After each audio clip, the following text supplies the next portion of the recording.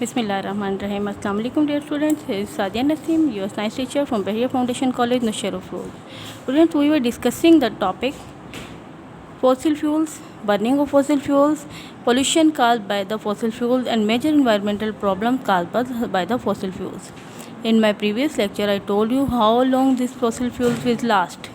यानी कि जो fossil fuels oil coal gas हम लोग यूज़ करते हैं वो कितने अरसे तक रह सकते हैं। एक टाइम आएगा जब ये फॉसिल फ्यूल्स ख़त्म होने का ख़तरा होगा, तो हमें चाहिए कि हम इनको कंज़र्व करें।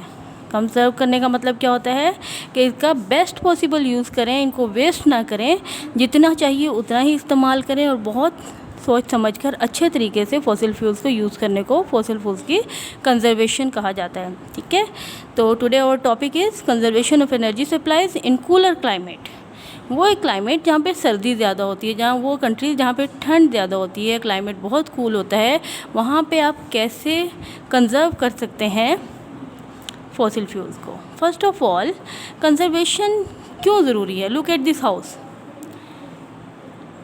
ये फॉर एग्जांपल अगर ये हाउस किसी कूल एरिया में है तो यहाँ पे इसको गर्म रखने के लिए क्या यूज़ किया जाएगा, हीटर यूज़ किया जाएगा। ठीक है, हीटर क्या करेगा, घर को अंदर से हीट अप कर देगा, लेकिन बहुत सारी हीट है जो विंडो से, वॉल से, रूफ से एस्केप हो जाएगी। ठीक है, 25% तकरीबन रूफ से एक्सप्रेस होगी, 10% विंडो से, 15% जो है वो फ्लोर से भी एस्केप होगी। तो इसको कैसे बचाया जाए, घरों के अंदर ऐसा क्या किया जाए जिससे कंजर्वेशन हो, जिससे फॉसिल फ्यूल्स की बर्निंग कम से कम हो और हम एनर्जी को वेस्ट होने से बचा सकें। तो फर्स्ट ऑफ ऑल इंसोलेशन हम लोग भी कराते हैं अपने घरों के, कोल्ड क्लाइमेट्स में भी कराया जाता है, हॉट क्लाइमेट्स में भी कराया जाता है। रीज़न क्या होता है कि इंसोलेशन जो है वो हीट लॉस को नहीं होने देती, हीट को बाहर नहीं निकलने देती। इंसुलेटर क्या होते हैं, they are bad conductors of heat and electricity. तो घरों की इंसुलेशन की जाती है या एक लेयर इंसुलेशन की वॉल्स पर, रूफ पर, हर जगह पर घर में एक लेयर इंसुलेशन की लगा दी जाती है, आमतौर पर छत पर लगाई जाती है, जिससे क्या होता है कि एनर्जी एस्केप नहीं होती। ये हॉट एरियाज़ में, जैसे हमारा मुल्क है जहाँ पे गर्मी ज़्यादा होती है, हम लोग इंसुलेशन इसलिए कराते हैं ताकि हमारे घर ठंडे रहें। ठीक है, इंसुलेशन कराने के बाद जब आप घरों में एसी चलाते हैं या किसी तरीके से भी घर को ठंडा करते हैं तो ज़्यादा देर तक ठंडा रहता है और आप कम एनर्जी यूज़ करके घर को ठंडा रख सकते हैं। In the same way cold areas में जहाँ बहुत ज़्यादा सर्दी होती है, इंसुलेशन क्या करती है, इंसुलेशन हीट एस्केप नहीं होने देती है, हीट को प्रिजर्व करती है।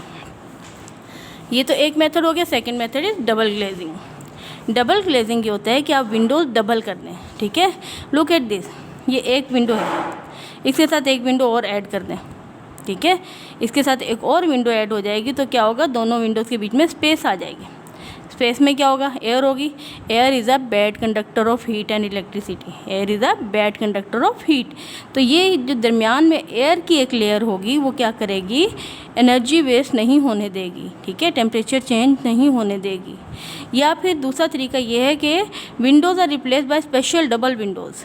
एक ही विंडो के अंदर दो शीशे लगाए गए हैं। ठीक है, विंडोज़ को डबल विंडोज़ से रिप्लेस करें या एक विंडो के साथ एक और ऐड कर दी जाए तो उससे क्या होगा, सेकेंडरी ग्लेजिंग क्या करेगी, एनर्जी को वेस्ट नहीं होने देगी।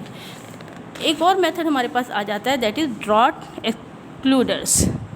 ड्रॉट एक्सक्लूडर्स जो होते हैं क्या होते हैं कि डोर्स के साथ लगाए जाते हैं, डोर्स के नीचे इनको ऐड कर दिया जाता है।